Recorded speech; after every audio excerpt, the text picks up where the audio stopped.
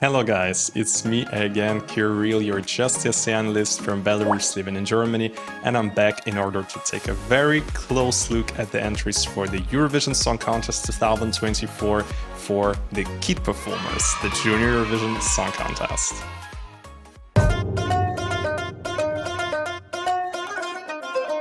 In this series of videos, we will start with the entry which will open the competition, which will take place in Madrid just next month in November, and it's Italy.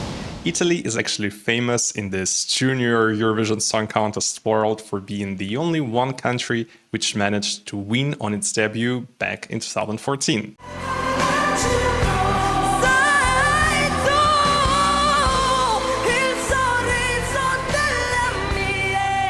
Worth mentioning that another country which won on its debut would be Croatia back in 2003, but this kind of doesn't count because it was the very first Junior Eurovision Song Contest. It seems like this year Italy is again trying to repeat that big success of 2014 by sending another male performer, because basically since that win in 2014 there was not even a single male performer representing Italy, apart from I think one or maybe even two in some duos, but not like a solo performer. And this year it's a 12 years old Simone Grande from a small town near Milan, who managed to win the second edition of The Voice Kids in Italy by absolutely mind-blowing performances of some really big and famous ballads such as All By Myself or Adagio.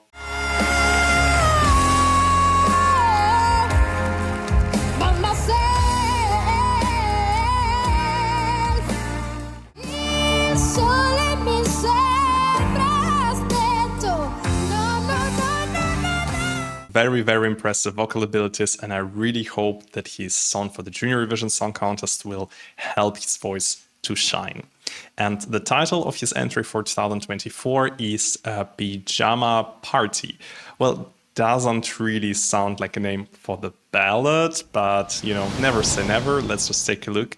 And I see that one of the composers is Paolo Meneguzzi. I haven't seen this name for ages already, but he definitely was a big sensation in the Eurovision world back in 2008, when he was already kind of an established act in Europe, especially in Italy, with a lot of songs entering the charts in Italy. And then he came to Eurovision with that beautiful song in Italian, Era Stupendo.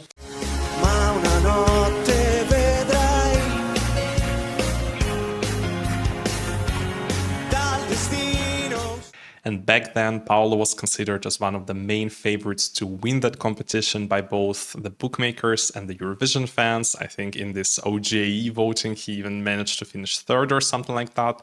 So it was really shocking to see him not even coming to the final, not even talking about finishing in top 10, top 5 or winning the competition. So hopefully this year with Simone Grande, he will be able to get his revenge and maybe even win the competition. And before we listen to the song, because I haven't heard it yet, I would like to take a closer look at the lyrics to kind of understand what it is about in order to also understand the song better.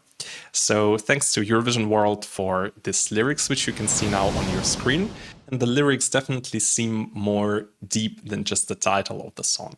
Because Simone is just saying to us, no matter what kind of wars or anything is going outside, come and sing it loud, love is the answer. He's encouraging everyone taking part in this party to hug, saying to everyone that we are all the champions. Basically a very universal message saying to us that we should not fight any kind of wars, maximum with pillows maybe, that we should love each other, appreciate each other, but also love ourselves. So I think it's a very beautiful text, really nice message, and now I just can't wait to listen to the song.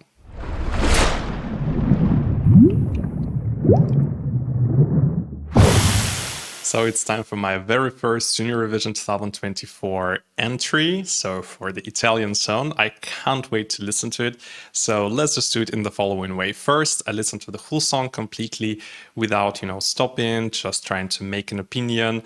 You can see a little bit of my reactions to it. And afterwards, I will go for the second listen, where I will stop and give my special comments about some particular parts of the song, which I think we should talk about. So let's go.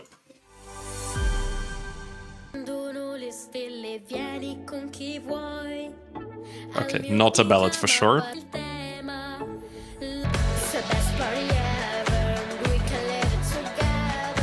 Some English words, nice.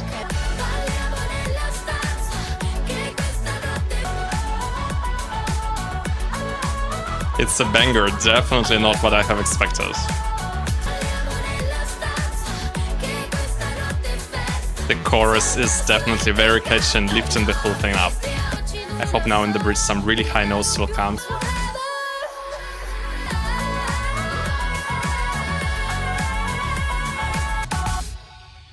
First, before we go into the second listen, what have I thought about this entry? I think it's a perfect entry for Junior Eurovision. In general, I think in Junior Eurovision we need more of this kind of up-tempo, uplifting songs which kids would vibe to, because ballads is, more for the adults rather than for kids. I still hope that Simone will get the song which will really show us his voice in its full perfection, because he won The Voice Kids.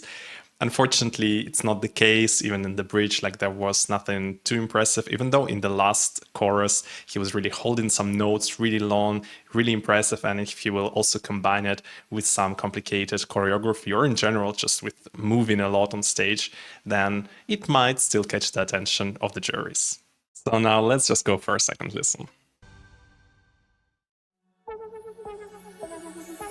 A tutti I tuoi amici scrivi in grande il tema. So up till now, it's really building up slowly, beautifully, very low-key instrumental. So his voice is in the focus. I think it's a great way of starting the song. Maybe, it will start with also less light on stage, and then some big reveal will come. Le mani verso la luna fino all'arrivo del sole.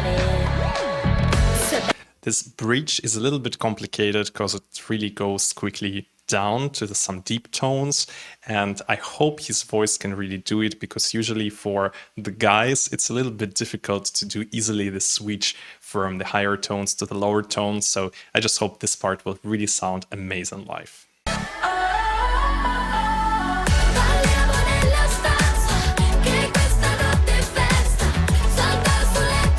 Yeah, the chorus really hits. It's such a banger. It's a great song to open the show.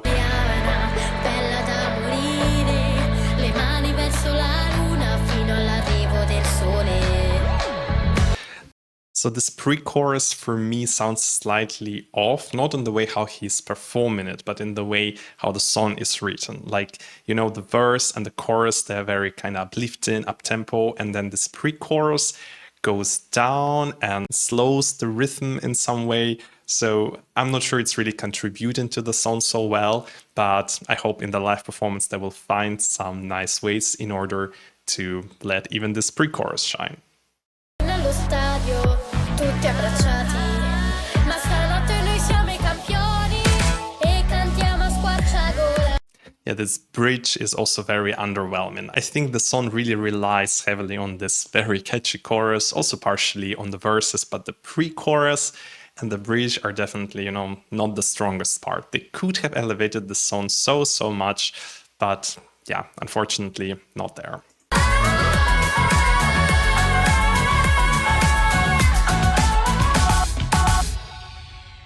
It's cool that Simone shows, his vocal abilities towards the end, holding these very high notes, because actually they're really, really high, especially for a boy. And yeah, I'm also really interested if this is the way how he will perform it, or he will do some additional reefs and some additional, playing with his voice in the live performance. So what a lovely beginning we will have this year in the Junior Eurovision Song Contest.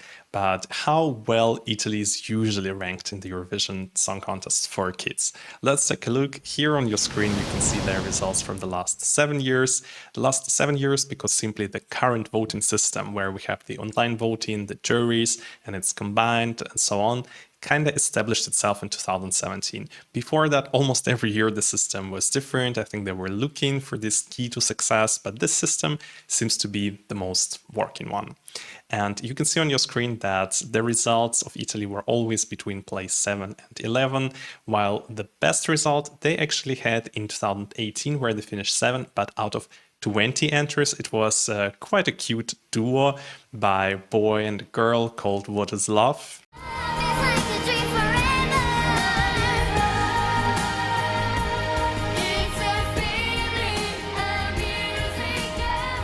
Italy is a kind of country which is always finishing somewhere mid-table, even more on, lower side of the table, while they never really make it into top 5, but they also never finish in, last 5 places or so.